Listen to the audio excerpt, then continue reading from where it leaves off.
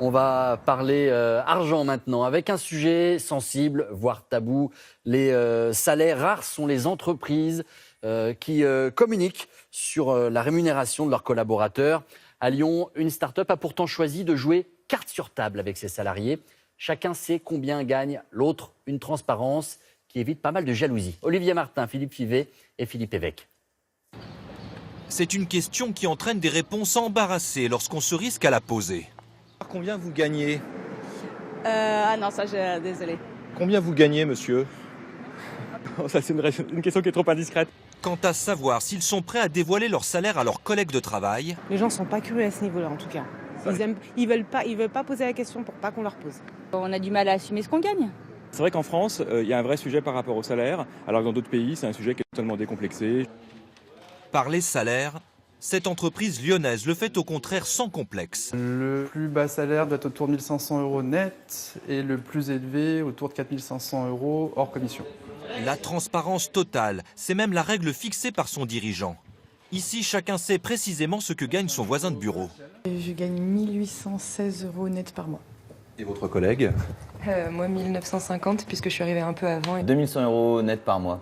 Et j'ai pas de problème à le dire. Créée il y a 4 ans, l'entreprise édite un logiciel pour optimiser les échanges commerciaux. Elle compte aujourd'hui une trentaine d'employés. Aucun n'a pu négocier son salaire à l'embauche. À chaque poste correspond une rémunération et les augmentations sont connues à l'avance.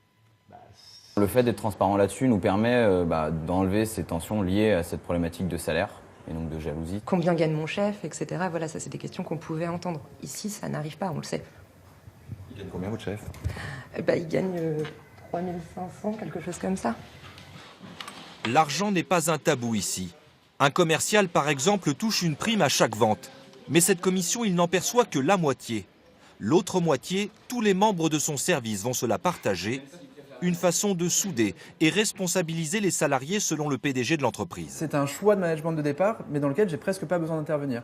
Ce qui fait que même aujourd'hui, l'équipe commerciale peut aussi me faire remonter l'info qu'une personne dans l'équipe, aujourd'hui, est à la traîne, fait moins de boulot, fait moins d'efforts et qu'il faut faire un point. Mais j'ai pas besoin d'être derrière chacun parce qu'il y a une sorte d'auto-management entre eux, presque une auto-censure de je fais partie d'une équipe et je dois participer au pot commun pour que tout le monde grandisse. La plupart des employés reconnaissent que la transparence des salaires est applicable ici en raison de la jeunesse de l'entreprise, qu'elle est aussi liée à un certain état d'esprit de ses collaborateurs.